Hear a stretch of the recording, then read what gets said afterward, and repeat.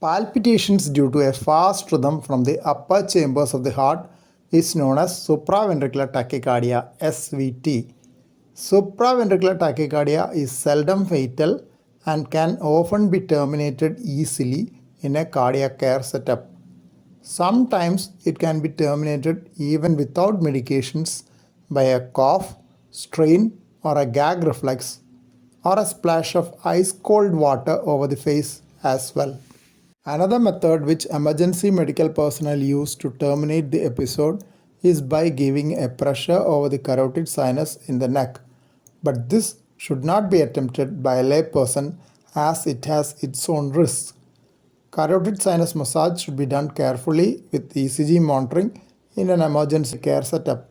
If the disorder is left untreated for a long period, it can cause weakening of the heart muscle, causing a fall in blood pressure and heart failure.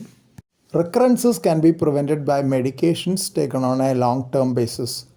Some with very infrequent episodes also opt for a pill-in-the-pocket approach by taking a tablet as soon as the symptom occurs.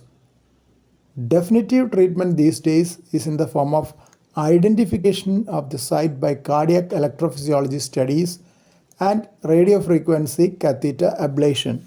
In this procedure, small multi-electrode catheters are introduced into the heart, monitoring the electrical signal from each location.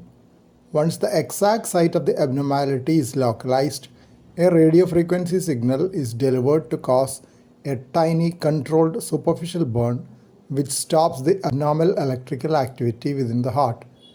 This procedure has a fairly high success rate and few complications, and hence is being resorted to by most persons to avoid the problems of taking long-term medications.